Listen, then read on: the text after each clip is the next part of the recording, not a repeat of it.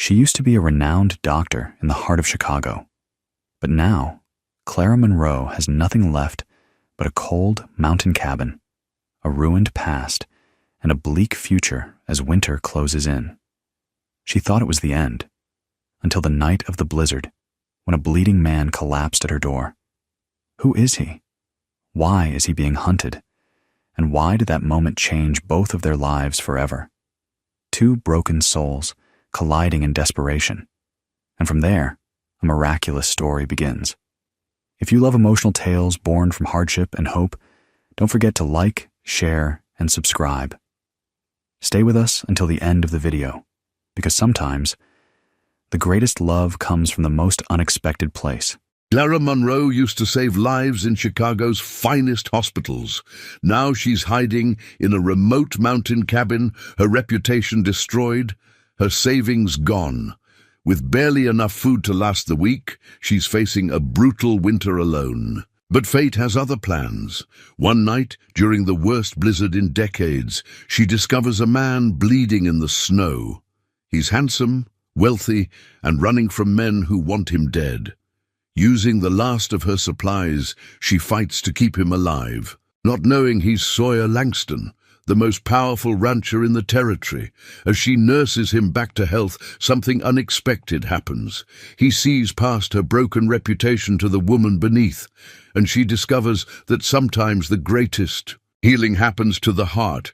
But can love survive when his enemies finally catch up with them? Before we jump back in, tell us where you're tuning in from. And if this story touches you, make sure you're subscribed, because tomorrow I've saved something extra special for you. The last can of soup mocked Clara from the shelf.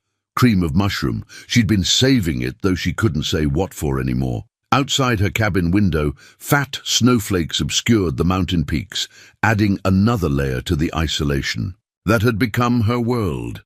She pulled her threadbare sweater tighter, counting the logs beside the potbelly stove. 3 days of warmth, maybe 4 if she was careful.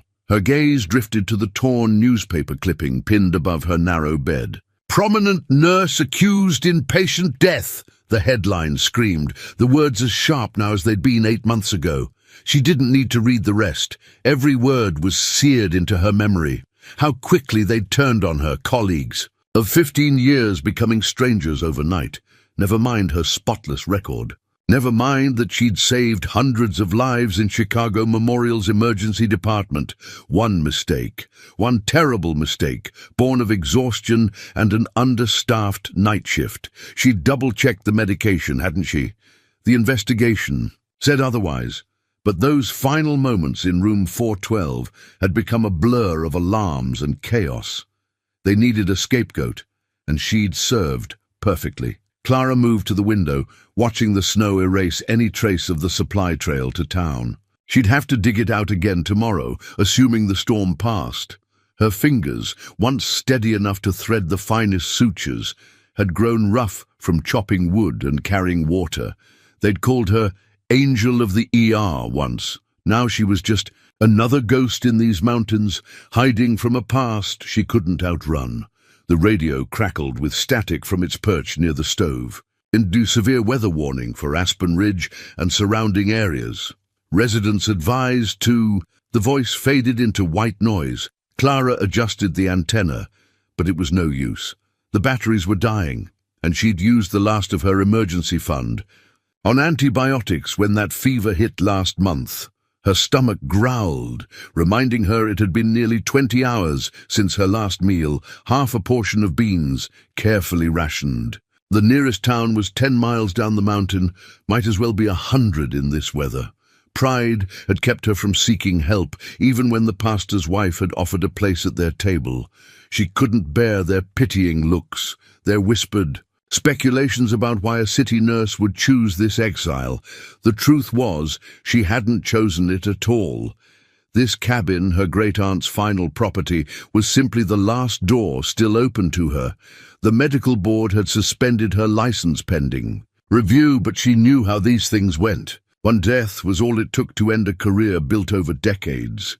A gust of wind rattled the windows, and Clara pulled out her aunt's old quilts, layers of memory stitched into fading fabric. As she wrapped one around her shoulders, her fingers brushed against something hard in the pocket of her jeans, her hospital ID badge.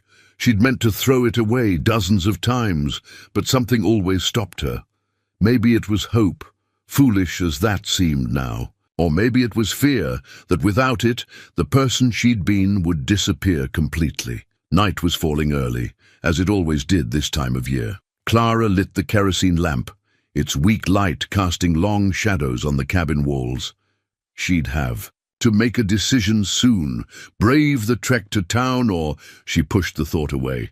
There were other options.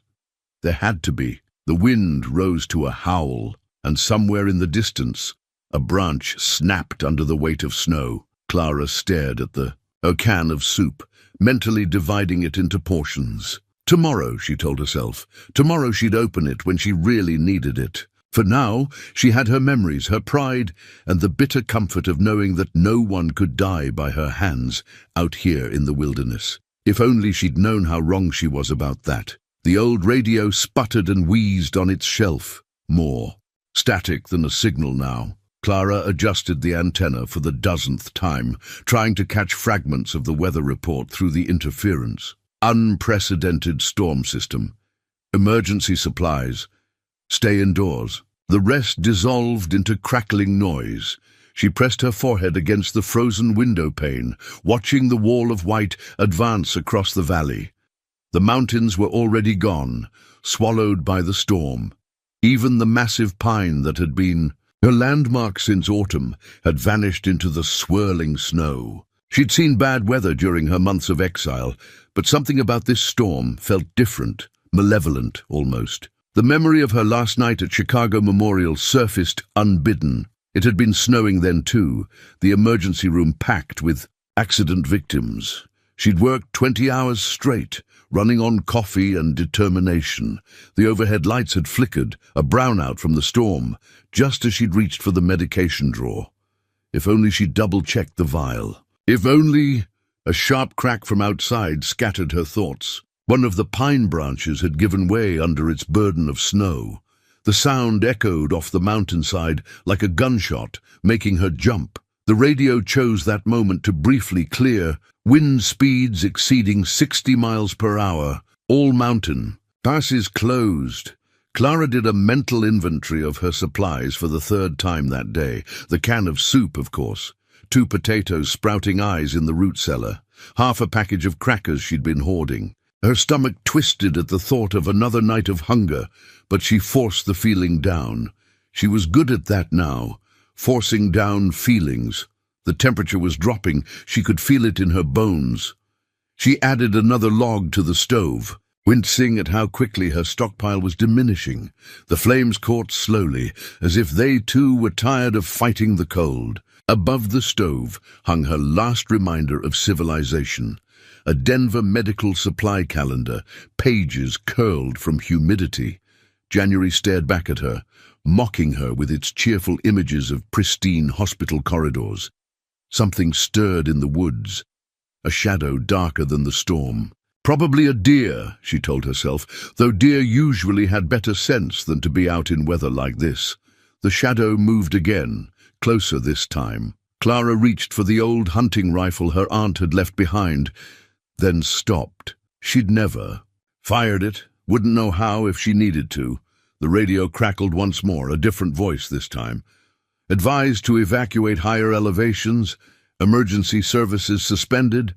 The batteries chose that moment to die, leaving her in sudden, absolute silence. The kind of silence that preceded catastrophe in the ER, that terrible moment when the monitors went flat. She thought of Dr. Harrison's face when he delivered the news about her suspension. "I'm sorry, Clara. We all know you're a good nurse, but we have to follow procedure." His sympathy had been worse than anger would have been. She'd walked out of that hospital for the last time with her head high, waiting until she reached her car to break down. The wind changed direction, hurling snow against the cabin with renewed fury. Something rattled in the chimney, and for a moment it sounded almost like voices. Clara wrapped her arms around herself, feeling the bones too close beneath her skin. She'd lost weight since coming here, too much weight. Her nursing training told her she was approaching dangerous territory, but what choice did she have? The shadow moved again, definitely closer now. Clara stepped away from the window, her heart picking up speed. In Chicago, fear had meant gangs in the ER, domestic. Violence victims whose abusers followed them to the hospital. Here, fear wore different faces. Starvation, freezing, the 1,000 natural shocks these mountains delivered daily. As darkness settled over the cabin like a shroud, Clara couldn't shake the feeling that this storm was bringing something with. It's something that would change everything. She had no way of knowing how right she was. The crash came just before midnight. Clara jolted awake in her chair by the stove, her aunt's quilt sliding to the floor. At first, she thought it was another tree branch giving way, but then came the sound that made her blood freeze. A human cry, weak but distinct, carried on the wind. She pressed her eye to a gap in the frost-covered window. The storm had turned the world into a white blur, but there, a darker shape sprawled in the snow, about 50 yards from her cabin. It moved barely. "Don't," she whispered to herself. "Don't get involved." But her hands were already reaching for her coat, muscle memory from countless emergency calls taking over. The broken pocket watch that would later become so significant lay face down in the snow beside him, its golden chain reflecting the cabin's dim light. The cold hit her like a physical blow as she stepped outside. The snow was knee-deep. Each step a battle. Wind-driven ice crystals stung her face, but she forced herself forward. 15 steps. 20. The figure became clearer. A man, face down, blood staining the snow around him. Her training kicked in automatically. Airway, breathing, circulation. He was alive, but his pulse was thready under her fingers. Blood matted his dark hair, and his expensive coat was torn at the shoulder, revealing a deep gash. Not from a fall, the edges were too clean. This was a knife wound. "Can you hear me?" she shouted over the wind. His eyelids flickered but didn't open. Hypothermia was setting in. She could tell by the blue tinge to his lips. She had minutes, not hours, to get him inside. Clara grabbed his shoulders, trying to lift him. Once she could have managed with the help of orderlies and proper equipment. Now, weakened by months of near starvation, she could barely shift his weight. "Come on," she growled, more to herself than him. "Come on." His eyes opened then, revealing irises the color of storm clouds. Recognition flickered there, not of her, but of something else. Fear. His hand clutched weakly at her arm. "They're coming," he rasped. "Have to warn." "Save your strength," she ordered in her best ER voice. "I'm going to help you. But you need to help me too. Can you stand?" He tried, his legs buckling immediately. Clara caught him, nearly going down herself. Together they managed a stumbling walk, more a controlled fall forward through the snow, each step painted more red on white. Too much blood. The rational part of her mind catalogued his symptoms. Class 2 hemorrhage, moderate hypothermia. Possible. Concussion. The journey to her cabin door felt endless. Halfway there, he lost consciousness completely, becoming dead weight against her shoulder. Clara's muscles screamed in protest, but she kept moving. One step, another. The past echoed in her head. Dr. Harrison's voice. "You push yourself too." "Hard, Clara, you can't save everyone." But she could save this one, had to. They nearly fell through the cabin door. Clara kicked it shut behind them, the wind howling in protest. In the lamplight, she got her first clear look at him. Strong features, expensive clothes under the blood and dirt, a man used to commanding respect, not lying helpless on a stranger's floor. His skin was cold as marble under her hands as she checked his vital signs again. Pulse weakening, breathing shallow. The knife wound was deep, but had missed anything vital, small mercy there. But the cold and blood loss were killing him just as surely. She had supplies for this at least. The antibiotics she'd spent her last dollars on, clean bandages hoarded against her own possible future needs, basic suture kit. Not much, but it would have to be enough. As she cut away his coat, something fell from the pocket. That broken pocket watch, its hands frozen at 11:47. The case was pure gold, the kind of luxury she'd only seen on her wealthiest patients. Whoever he was, he didn't belong in these mountains any more than she did. "Stay with me," she murmured, falling into the old patterns as she worked to save him. "Stay with me, stranger." Outside, the storm raged on, and somewhere in that howling darkness, others were coming. But for now, in the warmth of the cabin, there was only the steady rhythm of his breathing and the familiar dance of needle and thread, as Clara did what she'd been born to do: heal. Clara's medical kit, the last remnant of her professional life, lay open on the table beside her, its contents pitifully sparse. She'd used half her sterile gauze already, and the antibiotics would only last 3 days at proper dosage, but those were problems for later. Right now, her patient was dying. "Don't you dare," she muttered, pressing another bandage against the wound. Blood seeped through, slower now but still steady. In a hospital, he'd be getting a transfusion, having his vitals monitored by machines worth more than this entire cabin. Here she had only her hands and her knowledge, and the gnawing fear that it wouldn't be enough. His fever spiked as she worked, delirium setting in. "The papers," he mumbled, trying to rise. "Have to stop them." Clara pressed him back down, noting how his skin burned under her palm. The contrast with his earlier hypothermia worried her. Infection was setting in fast. "Sawyer," he said suddenly, his eyes focusing on her face with startling clarity. "Sawyer Langston, if I don't—" He broke off, coughing. "Need you to tell—" "Save your strength," Clara ordered, falling into the familiar rhythm of command she'd used countless times in the ER. "No one's dying in my care tonight." The words caught in her throat, too similar to what she'd said that fatal night in room 412. But this was different. It had to be. She worked through the night, measuring time by the dwindling lamp oil and her patient's ragged breaths. The storm showed no sign of weakening, its fury rattling the cabin's wooden bones. Each gust of wind sent shadows dancing across the walls, and more than once Clara thought she saw figures moving in the darkness beyond the windows. The wound finally stopped bleeding around 3 a.m. Clara's hands shook as she tied off the last. Suture neat, even stitches that would have earned approval in her hospital days. She'd had to cut away his expensive shirt to work, revealing other scars beneath, old ones, speaking of a life more dangerous than his refined appearance suggested. His fever dreams grew worse as the night wore on. He called out names she didn't. No argued with unseen enemies. Once, he grabbed her wrist with surprising strength. "Julia," he said, his eyes wild. "I'm sorry, Julia. I tried to—" Then consciousness slipped away again, leaving Clara to wonder who Julia was and what role she played in this mystery. The contents of his pockets lay on her small table. The broken pocket watch, a leather wallet thick with bills she refused to count, and a silver money clip engraved with initials she couldn't make out in the dim light. No identification, she noted.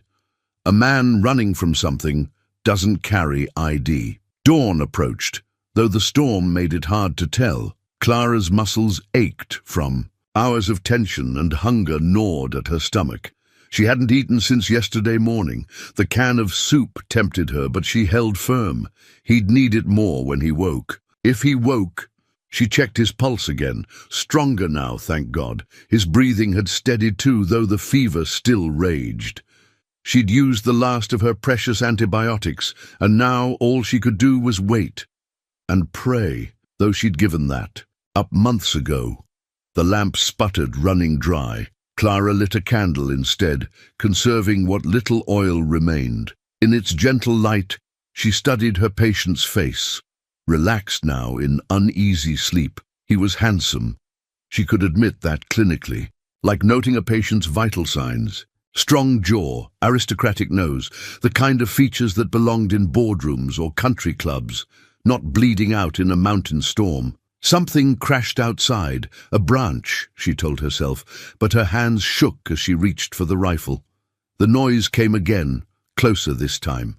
Through the howling wind, she could have sworn she heard voices.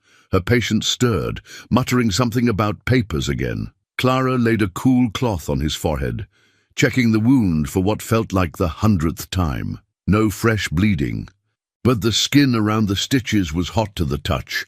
The next few hours would be critical. "Well, Mr. Langston," she whispered, "looks like we're in this together now." She didn't know then how true those words would prove to be, or how much hung in the balance of this single night. Outside, the storm raged on, and somewhere in that darkness, unknown forces were gathering. But for now, in the quiet space between life and death, there was only this: two lost souls found by chance or fate, waiting for morning. Dawn came and went, though you couldn't tell through the storm. Clara dozed fitfully in her chair beside Sawyer's makeshift bed, jerking awake at each change in his breathing. The torn photograph she'd found in his wallet lay on the table beside her, a sprawling ranch house backed by mountains, its edges worn as if frequently handled. Home, she guessed, or something he'd lost. "No, wait," Sawyer mumbled, thrashing against the blankets. "The deed, have to protect." His fever still raged, painting bright spots of color on his otherwise pale cheeks. Clara pressed a fresh cool cloth to his forehead, noting how his skin burned beneath her touch. "Shh," she soothed, falling into the gentle rhythm she'd used with delirious patients in the ICU. "You're safe here." A lie, maybe. Those noises outside hadn't been her imagination, but sometimes lies were kinder than truth. She'd learned that in the hospital. His eyes opened, fever-bright, but suddenly focused. "Julia trusted me," he said, gripping Clara's wrist. "Trusted me to keep it safe after... He broke off, coughing. Clara supported his head, helping him sip water, watching pain crease his features. "The ranch," he continued, "lost in memory or delirium. She left it all to me, but they're trying to..." His voice faded, strength failing. Clara found herself leaning closer, drawn into the mystery despite her professional detachment. The photograph showed more than just the ranch house, she realized. There was a woman on the porch, her face turned away, long hair catching sunlight. Julia? The image was too worn to be sure, but something about the woman's stance suggested ownership, belonging. Sawyer's fever dreams painted fragments of a larger picture. A sister's death, corrupt officials, threatened foreclosure. Through his broken sentences, Clara pieced together a story of inheritance and betrayal. Her nursing instincts told her to ignore it. Delirious patients often spun fantasies, but the knife wound in his shoulder argued for truth. "Have to warn the others," he muttered. "Henderson's men, coming for the water rights." His words dissolved into incoherent mumbling, but Clara's mind caught on the name, Henderson. She'd heard it in town, whispered in the general store with equal parts fear and respect. Some kind of cattle baron turned land developer, buying up distressed properties across the territory. A particularly violent gust of wind rattled the windows, and Clara thought she saw movement in the swirling snow. Her hand moved to the rifle. But the shadow, if it had been there, vanished. The storm was playing tricks on her tired mind. Had to be. She changed Sawyer's bandages, noting with relief that the wound showed no signs of spreading infection. Her last antibiotics were doing their work. His skin felt cooler too, the fever perhaps breaking. But experience had taught her that improvement could be deceptive. The photograph drew her attention again. Something about the angle nagged at her memory. She'd seen that view before, hadn't she? From the supply trail to town, there was a ranch that matched this one, though more weathered now. The Langston place, locals called it. Empty since the owner died. Understanding hit her like a physical blow. Sawyer Langston, Julia Langston. The pieces clicked into place. She'd heard the story in fragments during her supply runs. Julia Langston, the legendary rancher who'd held out against Henderson's expansion, found dead in a suspicious riding accident last spring, leaving everything. To her younger brother, Clara studied her patient's face with new eyes. No wonder he'd been running. No wonder someone had tried to silence him. If even half the rumors about Henderson were true. Sawyer stirred again, his hand catching hers. "Stay," he whispered, though she couldn't tell if he was speaking to her or someone in his dreams. "Please, stay." "I'm here," she answered, surprising herself with how much she meant it. After months of isolation, of running from her own past, she'd forgotten how it felt to be needed. To have purpose. The photograph seemed to watch her from the table, its captured moment of happiness a stark contrast to this storm-wrapped present. Clara picked it up again, studying the woman on the porch. What secrets had Julia Langston taken? To her grave. And what would her killers do when they realized her brother had survived? The answers were out there in the storm. For now, though, Clara could only wait and watch and hope that when Sawyer Langston finally woke, he would trust her enough to tell her the truth. The land deed fell from Sawyer's coat as Clara was hanging, it to dry, its official seal catching the morning light. She hesitated before picking it up, her fingertips hovering over the elaborate letterhead.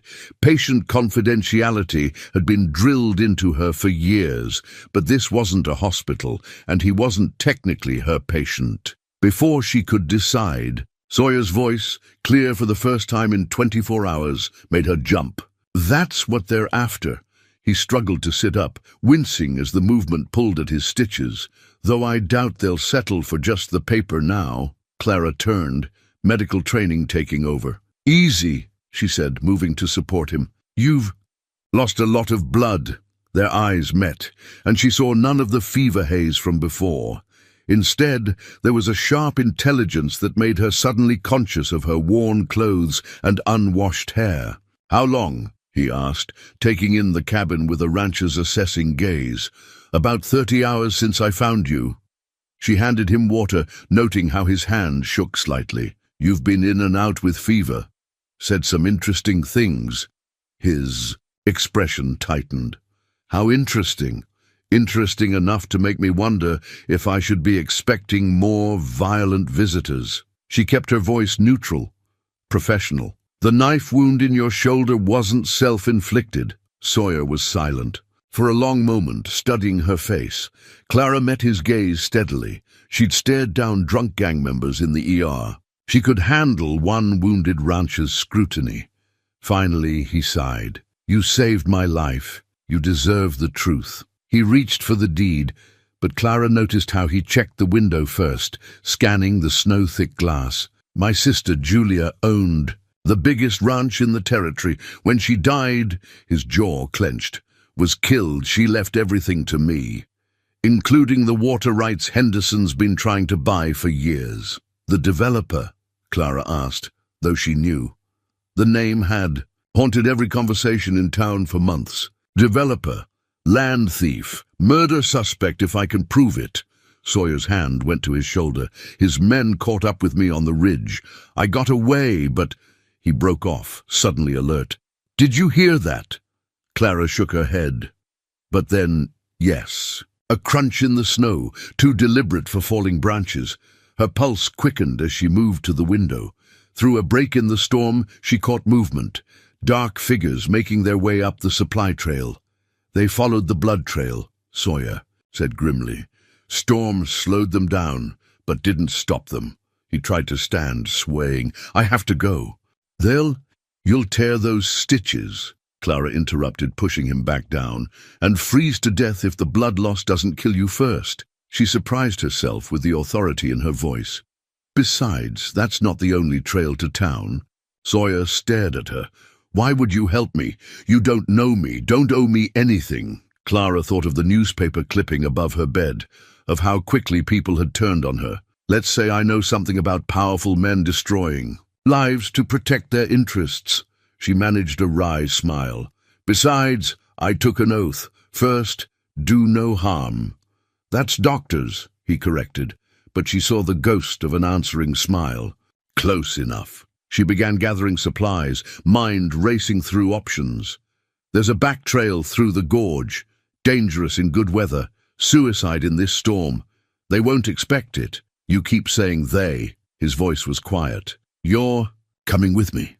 Clara looked around the cabin, her prison and sanctuary these past months. The newspaper clipping caught her eye, and suddenly she was tired of hiding. Tired of letting one mistake define her. "They've seen your tracks leading here," she said practically. "How long before they decide I know too much?" She stuffed medical supplies into her aunt's old leather bag. "Besides, you still need medical attention." Sawyer watched her pack, his expression unreadable. "It's not just Henderson," he said finally. "The water rights, the ranch, it's bigger than that. Corruption running through the whole territory. Julia found proof. Hid it before." He stopped. "You'd be safer staying out of it." Clara thought of her last night at Chicago Memorial, of choosing the safe option, of a patient dying because she hadn't trusted her instincts. Never again. "Mr. Langston," she said, checking the bandages one last time, "I stopped being safe the moment I dragged you out of that snow." She handed him his coat, now mostly dry. "We should go, they're getting closer." Their eyes met again, and something passed between them. Understanding, perhaps, or recognition of a shared fate. Whatever it was, it felt more real than anything. Clara had known since fleeing Chicago. Outside, the storm was finally breaking, but Clara knew the real tempest was just beginning. The threatening letter Clara found as she helped Sawyer pack was typed on expensive letterhead, its message brutally clear. "Final notice. Accept the offer by month's end, or the board will find your sister's death wasn't an accident after all." The paper trembled in her hands as implications clicked into place. "Henderson's reach extends into the medical board, doesn't it?" she asked, watching Sawyer's face. "The same people who suspended my license without a proper investigation." He took the letter, his expression darkening. Julia was investigating corruption in the territory's Water Rights Commission. She found connections, judges, medical administrators, business leaders, all taking bribes to help Henderson acquire land. He met her eyes. What exactly happened? At Chicago Memorial. Clara's throat tightened, but she forced the words out. "Patient died during my shift. Apparent medication error. But I'd reported staffing shortages the week before, warned about unsafe conditions. The hospital administrator..." She stopped, remembering. Henderson Medical Solutions had just bought the hospital. "Same playbook," Sawyer said grimly. "They create problems, then profit from the solutions." Julia found evidence, a sound outside. Cut him off. Boots crunching on snow, closer now. Clara moved quickly, grabbing essentials, the medical bag, what remained of her antibiotics, the last can of soup. Her hands shook as she pulled on layers of clothing, but her mind was surprisingly clear, like preparing for a complex surgery. Focus on the steps, not the consequences of failure. "The gorge trail," she whispered, leading him to the cabin's back door. "It's treacherous, but I've used it for gathering herbs. They won't know about it." Sawyer's wound had begun seeping again, a dark stain spreading on his makeshift bandage. Clara's professional eye noted how he favored his right side, how fever still brightened his eyes. He wasn't ready for this journey. But staying meant death, or worse, if Henderson's men decided to make an example of them. "Why didn't you just take their offer?" she asked, as they slipped out into the bitter cold. "Walk away with whatever they offered for the ranch?" His laugh was harsh in the frozen air. "Julia died protecting more than just land. She found proof of what they've been doing, dozens of cases like yours, people's lives destroyed to clear the way for Henderson's empire." He helped her over a fallen log, his hand steady despite his injury. "The evidence is hidden at the ranch. If I can reach it..." A gunshot cracked the morning silence. They froze, but the sound had come from the front of the cabin. Their hunters, growing impatient. "They'll break in soon," Clara murmured, guiding them toward a nearly invisible trail between snow-laden pines. "Find our tracks." How long to reach town through the gorge? 6 hours in good weather. In this, she shook her head. "If we make it by nightfall, we're lucky." "If?" His eyebrow raised, but she saw the ghost of a smile. Better odds than facing Henderson's men. Another shot rang out, followed by the sound of splintering wood. "They're in! Run!" They plunged into the forest, snow drowning their footsteps. Clara led them down a steep incline, using trees for support. Behind them, voices shouted in discovery and anger. The chase was on. "You could still turn back," Sawyer said, as they paused for breath in a small hollow. "Tell them I forced you to help me. They might—" "Stop." Clara checked his bandage, frowning at the fresh blood. "I've spent 8 months hiding from what happened in Chicago, believing I deserved what they did to me." She met his gaze. "Your sister died fighting these people. I won't insult her memory by running away." Something changed in his expression then. Respect, maybe, or recognition. "Julia would have liked you. Tell me about her," Clara said as they started moving again. "While we walk, keep your mind off the pain." So he did, painting a picture of a fierce woman who'd built an empire from nothing, who'd faced down corrupt officials and hired thugs with equal determination, who died trying to expose a truth too dangerous to ignore. They were halfway down the gorge trail when they heard the dogs. Clara's heart seized. She hadn't counted on them bringing trackers. Beside her, Sawyer tensed. "They're not going to." "Stop," he said quietly. "No." Clara squared her shoulders, remembering other impossible situations in the ER. "But neither are we." The storm was gathering strength again, which might buy them time. But as they pushed deeper into the wilderness, Clara couldn't shake the feeling that this journey would end in one of 2 ways, with justice finally served, or with 2 more mysterious accidents in Henderson's growing list of victims. She was determined it wouldn't be the latter. Clara's mother's locket bounced against her chest as they scrambled down the treacherous gorge path. Its familiar weight now a reminder of everything she'd lost, and everything she might still regain. The old silver piece had been her good luck charm during countless emergency room shifts. Now it felt warm against her skin despite the bitter cold. "Wait," she whispered, pulling Sawyer behind an outcropping as voices echoed off the canyon walls. The dogs' barking had grown fainter, thrown off by the strengthening storm, but their pursuers were still too close. Sawyer's breathing was labored, his skin hot under her checking fingers. The wound was bleeding again, and she could see exhaustion pulling at his features. "We need to find shelter," she murmured. "Your fever's rising." "Can't stop," he managed, though she could feel him trembling with effort. "They'll die if we don't," she finished firmly. "And all your sister's evidence dies with you." Her nurse's eye hadn't missed the subtle signs of deterioration. Without rest and fresh bandages, he wouldn't make it to town, let alone his ranch. The storm was picking up again, driving sheets of snow between the towering cliff walls. Clara squinted through the whiteness, searching for there, a darker shadow in the rock face, maybe 20 yards down. She'd seen caves in these cliffs during her herb-gathering expeditions. "This way." She supported more of his weight as they picked their way down the slope. The cave entrance was narrow, easily missed if you didn't know where to look. Inside, it opened into a space just big enough for 2 people, sheltered from the wind.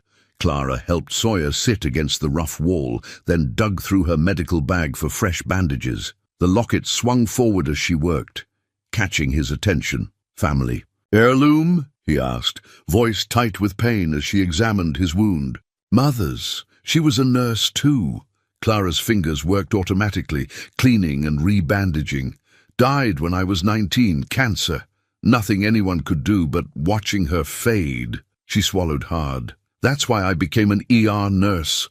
Wanted to be where I could actually save people, until they took that away too." His hand caught hers, surprisingly warm despite everything, like they took Julia from me. The parallel hung between them as Clara finished with the bandages. Outside, the storm howled, but in here time seemed to slow. She found herself studying his face in the dim light, the strength in his jaw, the kindness in his eyes, despite everything he'd endured. "Tell me about the night it happened," he said quietly, "in Chicago." Clara's fingers went to the locket, an old habit. Short-staffed again, 3rd time that week. I'd been on 18 hours, but they needed me for another 6. The memories rushed back, sharp as broken glass. The patient was critical. Car accident. I checked the medication 3 times. I know I did. But somehow... She stopped, throat tight. Somehow the wrong dose was recorded, Sawyer finished. And the security footage from the medication room was accidentally erased. She looked at him sharply. How did you... Same thing happened at 3 other hospitals Henderson bought. Create a crisis, force out experienced staff, replace them with cheaper contractors. His voice was bitter. Julia found the pattern. She was building a case, but they got to her first. A particularly strong gust rattled loose stones at the cave entrance. Clara shivered, as much from memory as cold. Sawyer shifted, wrapping his good arm around her shoulders. The gesture was protective, instinctive, and somehow completely natural. "I'm sorry," she whispered. "About Julia. I'm sorry about your career." His voice was soft. "But Clara, watching you work, seeing how you handle crisis, they didn't destroy you. They just made you stronger." She turned to face him, struck by the quiet conviction in his words. Their faces were very close now, shared warmth in the freezing cave. Clara felt something shift between them, like pieces of a puzzle finally clicking into place. "We're going to expose them," she said, surprising herself with her certainty. "All of it. The hospital takeovers, Julia's murder, the water rights corruption. We..." His eyes searched hers. "You need a partner in this fight." She touched the locket, thinking of her mother's strength, her own lost purpose finally refound. "And I need to stop hiding from who I am." The moment stretched, filled with unspoken understanding. Then, slowly, inevitably, Sawyer's hand came, up to cup her cheek. Clara felt her heart skip as he leaned closer. A dog barked suddenly near. They froze, the moment shattered. Reality crashed back with the sound of voices approaching through the storm.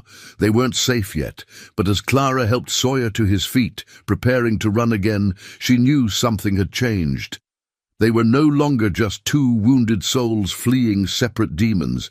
Now they were fighting back, together back. Sawyer's family ring glinted in the fading light as he helped Clara across a half-frozen stream, its sapphire stone dark as storm clouds. "My father's," he explained, catching her glance. "He built the ranch from nothing, taught Julia everything she knew about running it, about standing up to men like Henderson."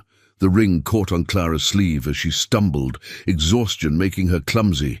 They'd been moving for hours, taking the most treacherous paths to throw off the dogs. Her medical training screamed at her to make Sawyer rest. His fever was climbing again, but the occasional distant bark kept them pushing forward. "Your father would be proud," she said, helping him over a fallen log.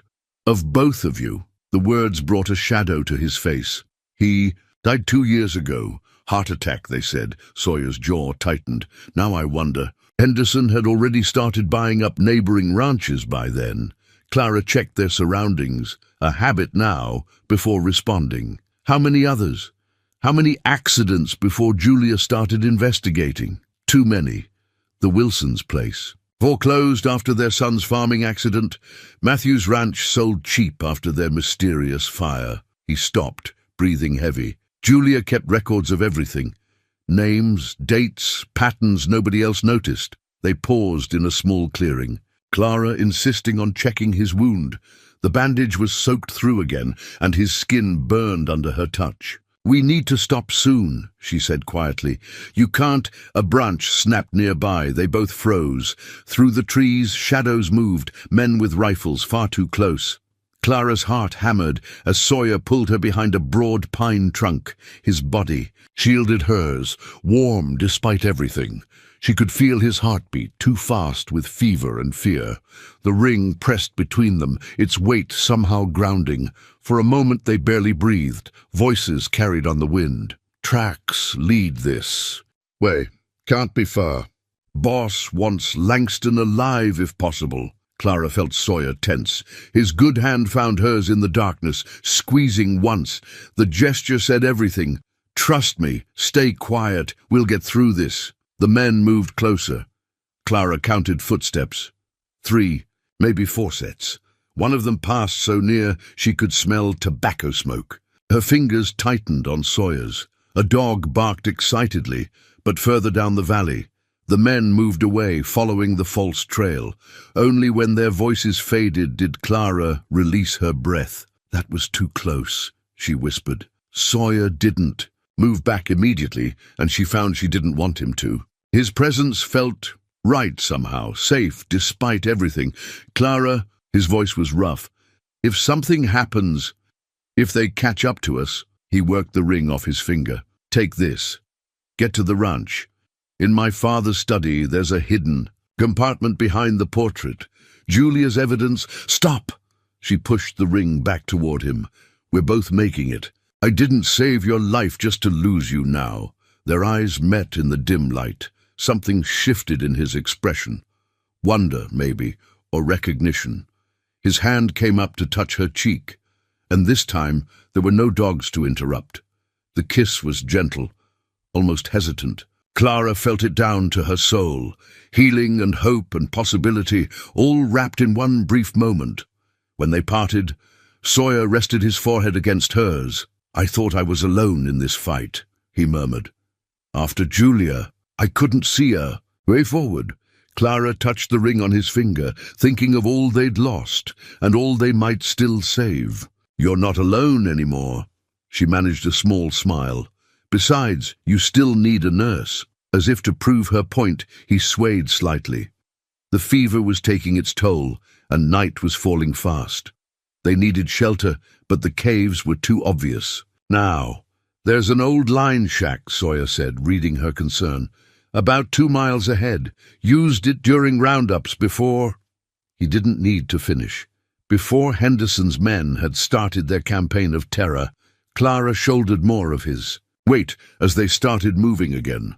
The ring caught the last light as he gestured toward a barely visible trail. Such a small thing to carry so much history. A father's legacy, a sister's fight for justice, and now perhaps a future neither of them had dared imagine this morning. Behind them, a dog howled. Closer again. Clara felt Sawyer straighten beside her, drawing on reserves of strength she knew were nearly depleted. But she also felt his determination matching her own. They had something worth fighting for now. Each other. The truth. And maybe, if they survived the night, a chance to right the wrongs that had brought them together. The storm was gathering strength again as they disappeared into the deepening shadows. 2 hearts beating as one against the growing dark. The broken window in the lined shack's north wall let in fingers of icy wind, its jagged edges telling a story Clara didn't want to read. The glass hadn't broken from weather. The pattern was wrong, the impact point deliberate. Someone had been here recently, and they hadn't bothered with the door. "They're sweeping all the shelters," Sawyer said quietly, checking his wound in the dim light. Methodical, professional. His fever had spiked again during their final push to reach the shack, and Clara could see him fighting to stay focused. Secured the door with a length of rope. It wouldn't hold against a determined attack, but it might buy them warning. The shack was a single room, sparse but dry. A pot-bellied stove squatted in one corner, a narrow cot in another. Signs of recent intrusion were everywhere. Scattered supplies, overturned furniture, boot prints in the dust. Here, she helped Sawyer to the cot, her practiced hands already reaching for fresh bandages. "Let me check." The window exploded inward. Clara reacted on pure instinct, dragging Sawyer to the floor as glass rained around them. A bullet thudded into the wall where they'd been standing. Someone outside shouted, "Movement inside!" "Back door," Sawyer gasped. But Clara had already seen the problem. It was blocked by fallen shelving, probably from the earlier search. They were trapped. More voices outside. "Remember, Henderson wants him alive." Footsteps crunched on broken glass. The woman's expendable. Clara's heart hammered, but her mind stayed crystalline clear. The same clarity she'd found during hospital emergencies. She scanned the room, cataloguing options with clinical precision. The stovepipe, yes. "Can you stand?" she whispered to Sawyer. When he nodded, she helped him up, keeping them low. The pipe leads to a chimney. If we can reach the roof. A bullet splintered the doorframe. Clara pulled Sawyer behind an overturned table as boots thudded on the porch. She could hear at least 3 men, probably more, surrounding the shack. "Langston," a deep voice called. "Make this easy on yourself. Henderson's offering you a deal. Walk away with enough money to start fresh somewhere else. All you have to do is sign over the water rights." Sawyer's laugh was harsh, like Julia's accident was a deal. His voice was weak but carried. "Tell Henderson he can—" Another shot cut him off, this one punching through the thin wall inches from Clara's head. She felt Sawyer try to shield her, but she pushed him toward the stove instead. "Up!" she hissed. "Now!" The pipe was old but seemed solid. Clara boosted Sawyer up first, supporting his injured side as he struggled onto the flat portion near the ceiling. His face was grey with pain, but his eyes burned with determination. "Miss Monroe!" The voice outside had changed, become silkily, reasonable. "We know about Chicago, about the unfortunate incident at the hospital. Henderson has friends on the medical board. Help us with Langston, and your license can be reinstated. All charges dropped." Clara froze halfway up the pipe, the words hitting like physical blows. Her license, her career, everything she'd worked for, offered back. Clara. Sawyer's voice was soft, meant for her alone. When she looked up, she saw in his eyes everything they'd shared since that snowy night. Trust, understanding, and something deeper neither had dared name yet. The choice wasn't really a choice at all. "Tell Henderson he can take his deal," she called out, voice steady, "and shove it up his—" The door burst open. Clara scrambled up the pipe as bullets filled the air below. Sawyer helped pull her onto the roof just as boots thundered into the shack. The night air hit like a slap, but they had no time to feel it. Clara heard shouts of discovery below, feet pounding toward the back door. The roof sloped down toward a snowbank on the far side. Their only chance. Together? Sawyer's hand found hers in the darkness. Clara squeezed once. Together. They jumped just as figures emerged from the shack. The snow cushioned their fall, but Sawyer's grunt of pain told her his wound had torn open again. Behind. In them angry voices and running feet. "The trees!" she gasped, hauling him up. "If we can reach—" A bullet kicked up snow by their feet, then another, closer. Clara felt the heat of it pass her cheek. No warning shots this time. They were shooting. To kill. They plunged into the forest's darkness, branches whipping past. Clara's world narrowed to the essentials. Sawyer's labored breathing beside her, the crunch of pursuit behind, the desperate need to keep moving. She'd made her choice. Chosen truth over lies, justice over safety, love over fear. Now they just had to survive it. The broken window of the line shack faded into darkness behind them, another marker on their journey toward either salvation or destruction. Only the dawn would tell which. The hidden rifle Clara discovered wrapped in oilcloth beneath a fallen log was a gift from fate, or perhaps Julia's ghost. Sawyer recognized it immediately, his face tight with pain and memory. Julia's. She kept caches like this throughout. The property. Never trusted Henderson's men not to try something at roundup time. Clara checked the weapon with shaking hands, remembering her aunt's basic lessons. The rifle was old but well-maintained, loaded and ready. Behind them, dogs bayed. In the darkness, closer now. Sawyer's fever burned against her side where she supported him, and fresh blood darkened his bandages. "You need to go on alone," he said, voice rough. "The ranch is 3 miles east. Father's study. If you suggest splitting up one more time—" Clara cut him off. "I'm going to sedate you." The threat brought a weak smile to his pale face. "We need shelter, somewhere to treat that wound properly." "There's a hunting blind," he managed between labored breaths. "Half-mile ahead. Julia and I used to—" He broke off, coughing. The sound echoed in the still air, and the dog's barking changed pitch in response. Clara helped him forward, one step at a time. The rifle slung across her back felt both foreign and necessary, like so many things in her life, since finding him in the snow. The moon broke through briefly, turning the forest into a maze of silver and shadow. "Tell me about Julia," she said, keeping him focused, moving. "About the ranch, growing up here. She was unstoppable. 10 years older, raised me after Mom died." His voice was fading, but he pushed on. "Taught me everything. Riding, tracking, standing up for what's right. When Henderson started buying up water rights, forcing foreclosures, she was the only one who saw the pattern." A branch cracked behind them. Clara froze, listening. The dogs were closer, but not yet upon them. She guided them toward thicker cover, trying to remember everything her aunt had taught her about moving quietly through snow. "The hunting blind," she whispered. "Which way?" Sawyer gestured weakly toward a rise ahead.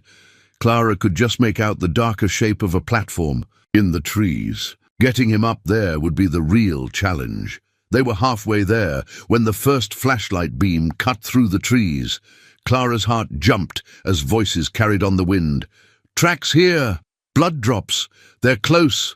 The blind was crude, but solid, a platform wedged between 3 massive pines, reachable by a rough ladder of boards nailed to the trunk. Clara helped Sawyer up first, every grunt of pain shooting straight to her heart.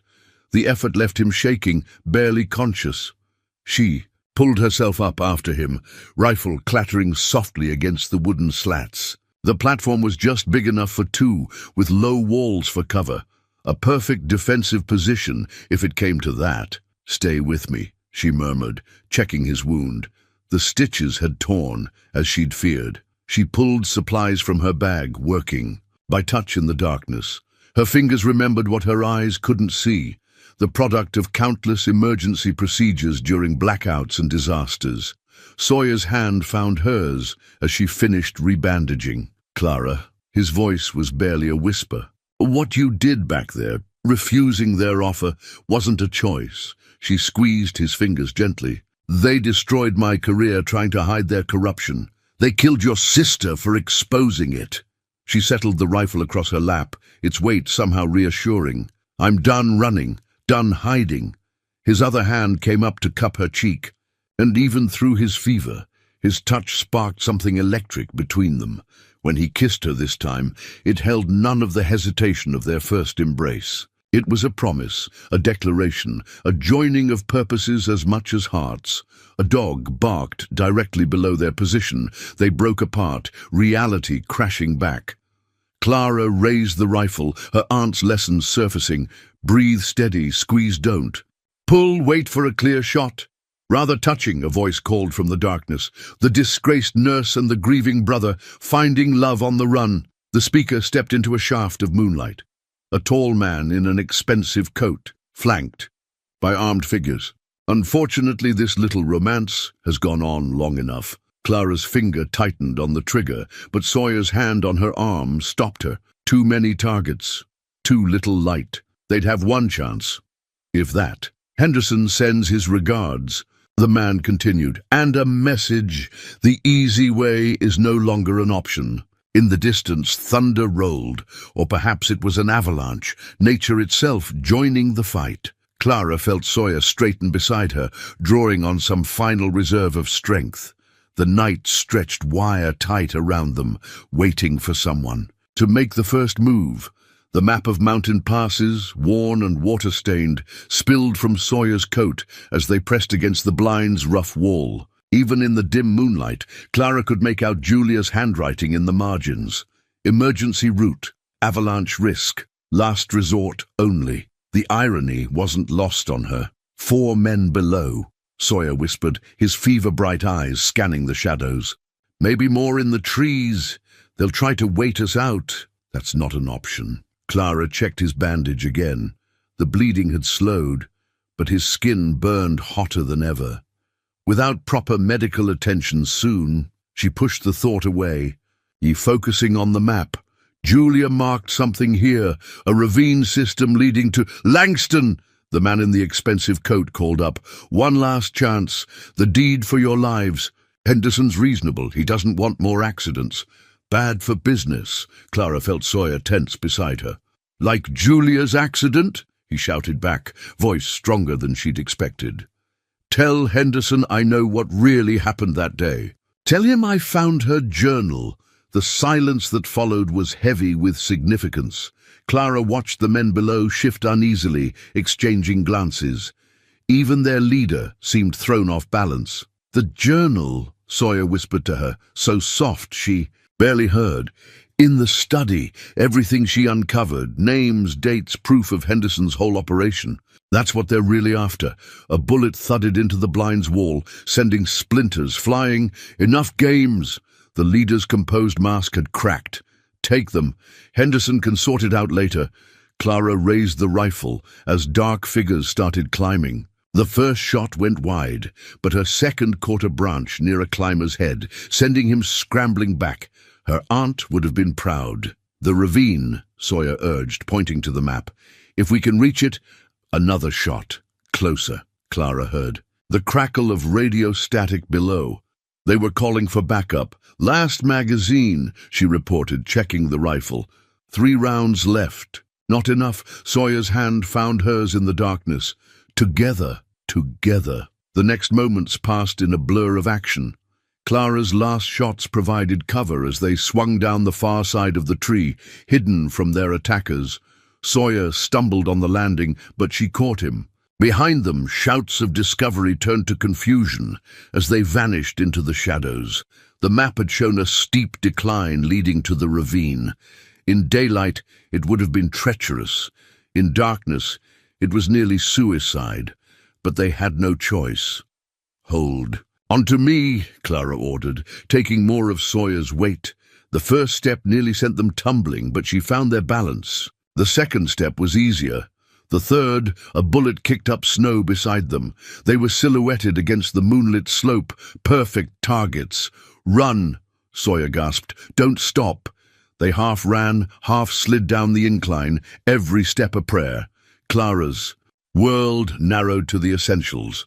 Sawyer's ragged breathing, the crunch of pursuit above, the desperate need to keep moving. The map had shown a river at the bottom of the ravine.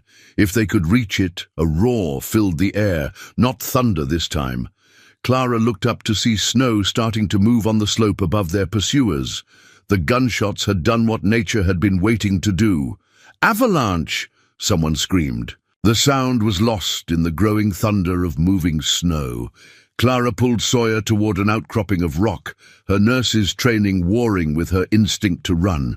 Above them, Henderson's men scattered, but the avalanche was faster. White death. Channeled by the ravine walls, swept down like judgment. They pressed into a hollow beneath the outcropping as the world dissolved into chaos. The cold was absolute, the noise overwhelming. Clara felt Sawyer's arms around her, protecting her even now. They held each other as the avalanche roared past, taking their pursuers with it. Seconds stretched to minutes. When the thunder finally faded, they emerged to find the landscape transformed. The ravine was filled with packed snow, the forest above forever changed. No sign remained of Henderson's men. "Julia knew," Sawyer said softly, looking at the map in wonder. "She marked this route knowing someday, knowing the mountain itself might have to pass judgment." Clara helped him up, noting how he leaned more heavily on her now. The ranch was still miles away and dawn was coming. Henderson would send more men once he learned what happened here. But as they started down the changed ravine, following Julia's marked path, Clara felt something she hadn't since Chicago. Hope. They had survived the impossible. They had chosen. Justice over safety, love over fear, and somewhere ahead, in a hidden compartment behind a portrait, waited the truth that would bring down an empire built on lies. They just had to reach it. The key to Sawyer's ranch hung heavy in Clara's hand as they approached the old foreman's cabin, its brass surface worn smooth by years of use. "Closer than the main house," Sawyer explained through chattering teeth, "and Henderson's men won't expect—" He stumbled, strength finally failing. Clara caught him, alarmed by the heat radiating from his skin. The trek through the ravine had taken hours, each step a battle against exhaustion and Sawyer's worsening condition. Dawn painted the mountains. Gold behind them, but brought no warmth. The cabin door stuck, swollen with winter damp. Clara had to throw her shoulder against it twice before it gave. Inside, dust motes danced in the pale light, but the space was clean, well maintained. A refuge, she realized, prepared for exactly this kind of emergency, Julia insisted.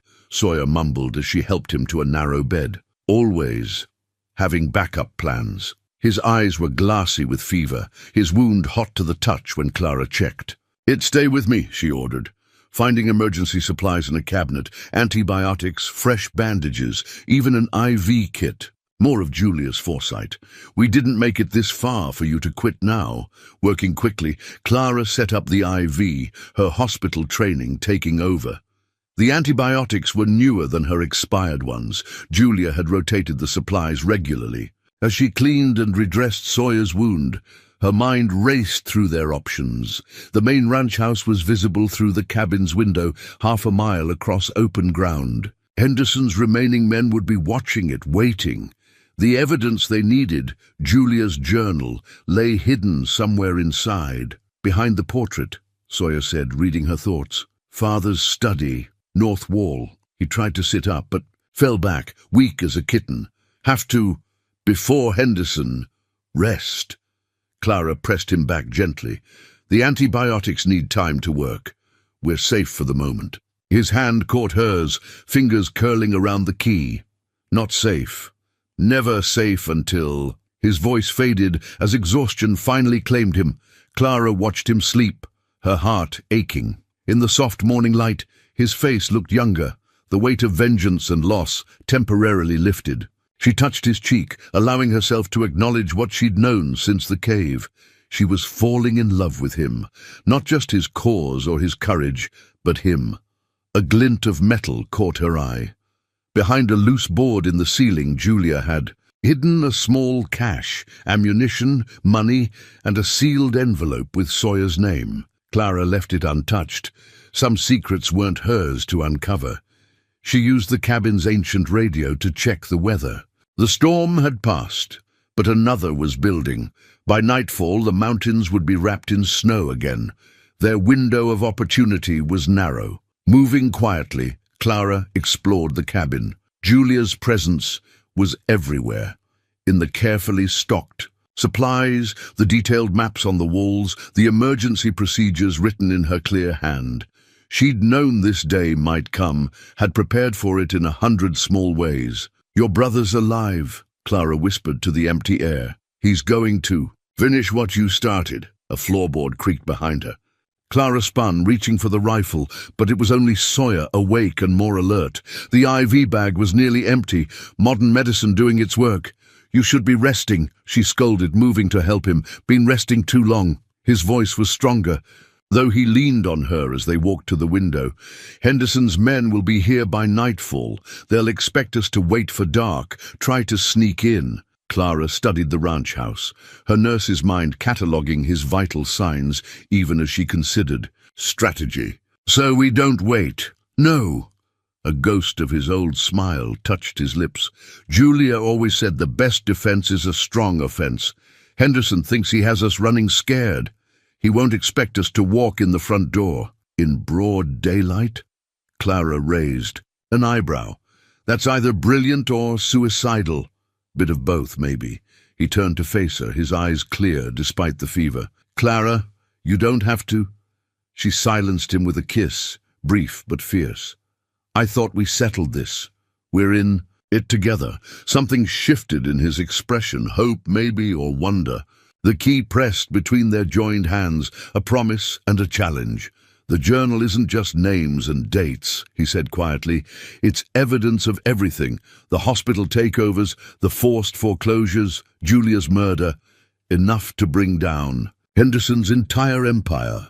And clear my name, and clear your name." Clara looked out at the ranch house, remembering Chicago, remembering all that had been taken from them both. The key felt warmer now, like it had absorbed their shared purpose. "Then, let's go get it." Clara's nursing pin caught the morning light. As she fastened it to her collar, a small act of defiance, reclaiming her identity. The gold caduceus was tarnished now, like her reputation, but its weight was familiar, grounding. She'd worn it the night everything fell apart in Chicago. Now she'd wear it for what might be her last act as a healer, helping to excise the corruption that had wounded so many lives. "Ready?" Sawyer asked, checking Julia's rifle one final time. The antibiotics had helped, but Clara could see the cost of every movement in the tight lines around his eyes. They had one chance at this. "After that, Henderson's men will be watching the roads," she said, adjusting his bandage, "expecting us to wait for dark. Which is why we're taking Julia's trail." He nodded toward a barely visible path leading through the horse pasture. "She used it to check fence lines, leads right to the study window. They moved in daylight, bold as you please." Clara's heart hammered, but her hands were steady.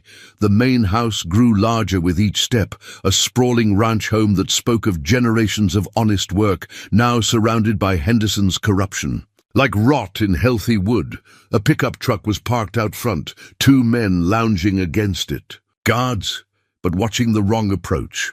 Clara and Sawyer kept to the morning shadows of the outbuildings, Julia's path providing perfect cover. "There," Sawyer whispered, indicating a ground-floor window partially hidden by an overgrown rose bush.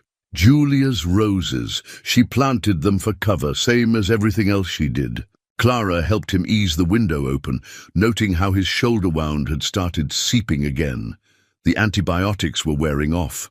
Time was their enemy now in more ways than one. They slipped inside into what had once been a handsome study, book-lined, walls, leather furniture, the kind of room where important decisions were made over generations. A large portrait dominated one wall, Sawyer and Julia's father, stern-faced but with kind eyes.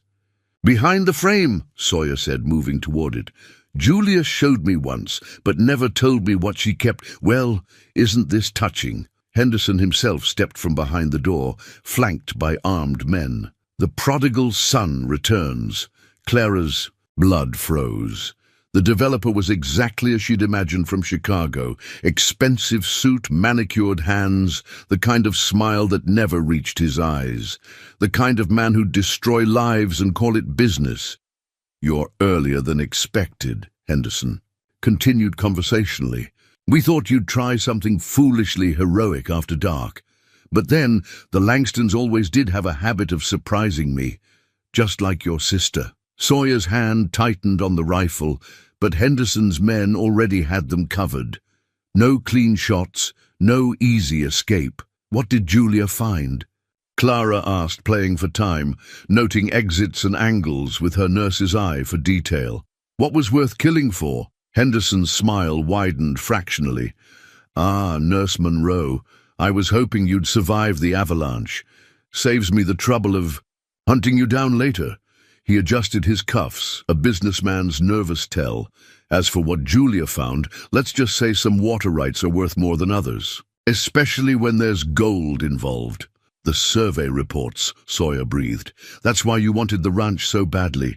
The water tables show significant gold deposits, yes. Quite the inheritance Julia was sitting on. Shame about her riding." "Accident." Henderson sighed theatrically. "And now history repeats itself. 2 more tragic accidents in the mountains. Very dangerous country." Clara's fingers found her nursing pin, its edges sharp against her skin. "You really think you can keep hiding the truth? About Julia, about Chicago, about all of it?" "My dear, I've been hiding truths since before you were born. One more tragic story won't—" The portrait exploded outward. Julia's last surprise, a shotgun blast from within the wall itself, triggered by some mechanism Clara couldn't see. Henderson's men scattered as wood and canvas rained down. In the chaos, Clara saw what Julia had hidden, not just a journal, but a safe stuffed with documents, photographs, recordings, everything they needed, everything Henderson feared. Sawyer moved with startling speed for a wounded man, scooping up fallen papers even as he fired Julia's rifle. Clara grabbed what she could reach, her nursing pin cutting into her palm as she clutched the evidence. "Kill them!" Henderson's voice cracked with rage. "Kill them both!" The study dissolved into gunfire and breaking glass. Clara felt Sawyer pull, her toward the window as bullets chewed the walls around them. Her pin drew blood now, but she welcomed the pain. It meant she was alive. It meant they still had a chance. They just had to survive the next few minutes to use it. Clara's new medical license arrived by courier the same day Henderson was arrested. She held the crisp document in trembling hands, its gold seal catching the morning light streaming through the ranch house windows. 3 months had passed since their desperate escape from the study, but sometimes she still woke expecting to find herself back in that frozen cabin, alone with her ghosts. "The board's official apology is rather understated," Sawyer said, reading over her shoulder. His wound had healed clean, leaving only a slight stiffness that Clara suspected had more to do with memories than medicine. Considering they were facing criminal charges for conspiracy, due to new evidence, the suspension is lifted with the board's deepest regrets, Clara read aloud, tasting the sweetness of vindication. Amazing what Julia's recordings of Henderson's hospital board meetings accomplished. The evidence they'd seized that day had been devastating. Photographs, account, ledgers, recorded conversations. Julia had spent years building her case, documenting every aspect of Henderson's empire. The water rights corruption had been just the beginning. Hospital takeovers, forced foreclosures, suspicious deaths, all connected, all methodically detailed. In her hidden files, she knew they'd come for her eventually. Sawyer's voice was soft. He stood at the study window where new glass had replaced what shattered during their escape. The rose bushes were budding again, promise of renewal. She made sure the truth wouldn't die with her. Clara joined him, remembering their desperate flight from the study. They'd made it to the sheriff's office in town, Henderson's men close, behind. But Julia's evidence had spoken louder than any threats or bribes. Within hours, federal agents were swarming the territory. Henderson's arrest had made national news. His empire was crumbling, taking corrupt officials with it in a cascade of indictments. Clara's case had been just one thread in a tapestry of systematic corruption, but its unraveling had helped expose the whole pattern. "The hospital board chairman confessed everything," she said, touching her reinstated license. "How Henderson arranged my suspension to discredit any investigation into their practices. The patient's death was caused by tampered equipment, not medication error. They needed a scapegoat." Sawyer's arm slipped around her waist, warm and solid. Someone ethical enough to notice problems, dedicated enough to report them. Someone they thought they could break. Clara leaned into him, remembering darker days. "They didn't count on me finding allies." His kiss was gentle, full of shared understanding. They'd both been wounded by Henderson's machinations, both lost pieces of themselves. But in finding each other, they'd found the strength to fight. Because the license represented more than just cleared names and restored careers. It was a symbol of justice served, of truth winning out over corruption. Clara had already accepted a position at the local clinic where her emergency room experience was desperately needed. The territory's medical care would no longer be controlled by Henderson's profit margins. "Julia would be proud," she said softly, "of all of this." "She'd be proud of you," Sawyer corrected. "You could have taken Henderson's offer that night in the cabin, gotten your license back the easy way." There was no easy way. Clara touched the nursing pin on her collar, no longer a reminder of shame, but a badge of honor. Only right and wrong. They stood together, watching spring sunlight paint the mountains gold. The ranch was coming back to life after Henderson's shadow, fences mended, cattle returning to pastures, honest work replacing corrupt schemes. Clara's medical skills had found new purpose here, healing both bodies and trust in the community. "No," Sawyer said thoughtfully, "the foreman's cabin is going to waste. It'd make a good clinic space, being closer to town." Clara looked at him sharply. "The cabin where you saved my life." Again, his smile held promise. "Seems fitting to turn it into a place of healing." The idea felt right, transforming their refuge into something permanent, something good. like Julia's roses blooming again, beauty growing. From broken ground, Henderson's sentencing is next week, she said, changing subjects but not theme. They're expecting both of us to testify, together. His hand found hers. Together. The license caught another flash of sunlight, like a benediction. Clara thought of that desperate night in the snow, how close she'd come to giving up. But fate, or Julia's guiding hand, had led her to exactly where she needed to be. She was home, she was healing, and she was loved. Some wounds, she'd learned, could only be mended by fighting for what was right. Some hearts could only be healed by finding someone worth fighting beside. The wedding band glowed warm in the afternoon light as Clara turned it in her fingers, its simple gold circle representing so much more than just marriage. Engraved inside were 2 dates, the night she'd found Sawyer in the snow, and today, exactly 1 year later. Through the chapel window she could see the mountains where their story had begun, white peaks sharp against blue sky. Julia would have loved this, Sarah, the pastor's wife, said, as she helped Clara with her dress. The same woman who'd once offered food to a struggling exile was now adjusting a bride's veil. She always said Sawyer needed someone as strong as he was stubborn. The ceremony would be small, family they'd chosen rather than been born to. The federal marshals who'd helped bring Henderson down, the clinic staff who'd welcomed Clara with open arms, the ranchers who'd testified about Henderson's corruption, helping justice finally prevail. Henderson's sentencing had come down yesterday, 30 years, no possibility of parole. His empire had crumbled completely, its ruins revealing decades of corruption. But from those ashes, something new was growing. Ready? Sarah asked, adding a sprig of Julia's roses to Clara's bouquet. Clara touched the ring once more before slipping it into her pocket for the ceremony. Its weight reminded her of everything that had brought them here, danger and healing, trust and redemption, love born in darkness but blooming in light. The small chapel had been Julia's favorite place to think, Sawyer had told her. He'd found her here often during the months she was building her case against Henderson. Now it would be where her brother found his happiness, a fitting tribute to her memory. Clara heard murmurs from the gathered guests, then the first notes of music, not the traditional wedding march, but an old folk song about healing and hope. Through the doorway, she could see Sawyer waiting at the altar, straight and tall, in his father's restored suit. The shoulder wound had healed completely now, leaving only scars that matched the ones they both carried inside, marks of survival, not weakness.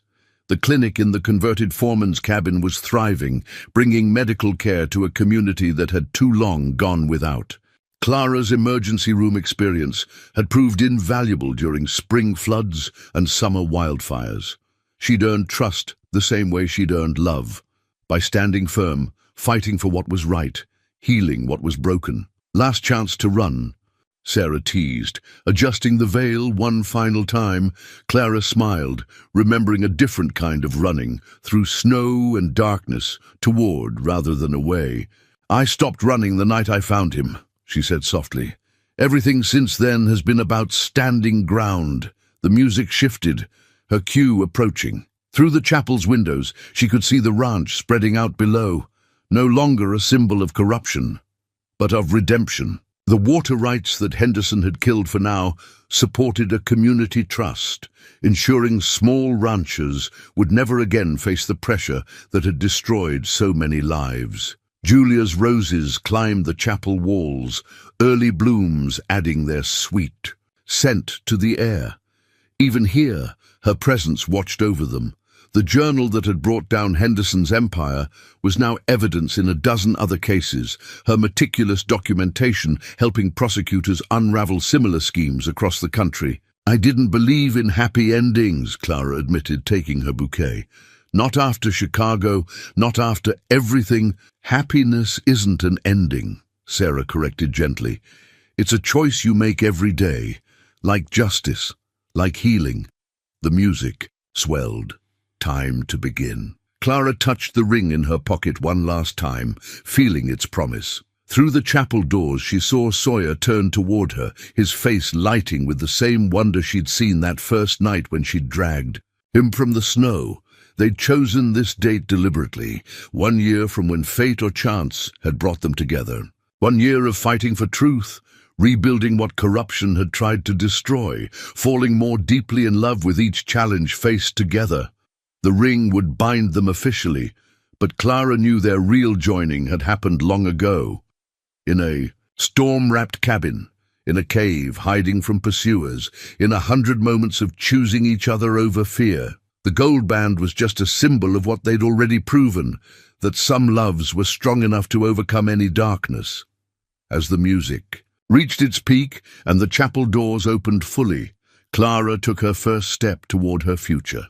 Outside, the mountains stood witness, unchanged by the human dramas played out in their shadow. But on their slopes, justice had finally prevailed. In their valleys, healing had taken root. And in this small chapel, surrounded by those who had helped them fight their way back to the light, two hearts who had found each other in darkness were about to become one. The new clinic sign caught the morning sun, its fresh paint declaring Monroe Langston Medical Practice to all who passed. Clara paused to admire it on her way in, remembering the battered nursing pin she'd worn like armor just 1 year ago. Now that pin sat in a shadow box on her office wall, alongside Julia's journal and the newspaper headline announcing Henderson's conviction. The foreman's cabin had been transformed. Where once they'd hidden from pursuers, now healing happened daily. The room where she'd fought to save Sawyer's life was a modern examination room. The window they'd escaped through now let in sunshine and fresh mountain air. Even Julia's rose. Bushes had been transplanted here, blooming beneath the sign like a blessing. "Morning, Dr. Monroe Langston," Tommy Chen called out as he limped in for his weekly checkup. The young rancher's leg was healing well after the riding accident that would once have meant a 2-hour drive to the nearest hospital. Now help was just minutes away. "Any pain today, Tommy?" Clara asked, leading him to an exam room. The clinic had grown busier than she'd expected, serving not just the local ranchers, but neighboring communities as well. They'd added a second doctor last month, and were talking about expanding further, better every day thanks to you. Tommy grinned. "Pa says you're the best thing that happened to this valley since Julia Langston stood up to Henderson." Clara smiled, checking his healing bones with practiced hands. Julia's legacy lived on in more ways than one. The water rights trust she'd envisioned now helped small ranchers weather hard times. The evidence she'd gathered had led to reforms in hospital administration across 3 states. And her brother, as if summoned by her thoughts, Sawyer appeared in the doorway. He'd been up since dawn, managing the ranch, while also serving on the county board that oversaw medical services. The shoulder wound that had brought them together now only bothered him in cold weather, though he never complained when Clara insisted on massaging it. "Thought I'd find you here," he said, waiting until she finished with Tommy before pulling her into a quick embrace. "Couldn't sleep again?" "Too excited," she admitted. "The test results." He pulled an envelope from his coat. "Just came in, wanted to deliver them personally." Clara's hands trembled slightly as she opened it. They'd been trying for 6 months, hoping but not quite daring to believe. The paper inside bore the hospital letterhead she'd once feared seeing. But now, "Pregnant," she whispered, joy bubbling up like spring water. "We're going to have a baby." Sawyer's kiss tasted of morning coffee and pure happiness. They'd talked about names already.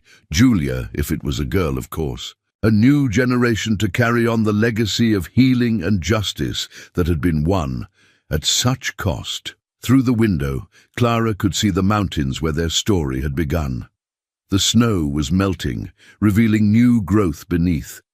Like the valley itself, life moved in cycles of death and rebirth, loss and renewal. Henderson's empire of corruption had fallen, but the communities he'd tried to destroy were growing stronger. The clinic's waiting room was filling up, ranchers with work injuries, children needing checkups, elderly patients seeking relief from arthritis.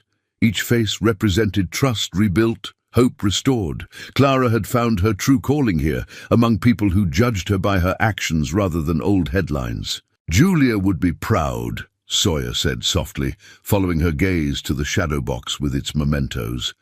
Of all of this, of you, of us, Clara corrected, touching her still flat stomach. Their child would grow up, knowing the full story of an aunt who died fighting corruption, of parents who found each other in darkness and chose to walk toward light, of how love and justice could triumph if you were brave enough to stand your ground. The morning sun climbed higher, painting the clinic. Sign in gold. Outside, the roses Julia had planted were budding again, promising another season of beauty. Inside, healing continued, not just of bodies, but of hearts and communities. Clara squeezed Sawyer's hand once before turning to greet her next patient. They had built something precious here, in this valley where their broken paths had crossed. Something that would last long after they were gone. Love, justice, hope, and the courage to fight for all three.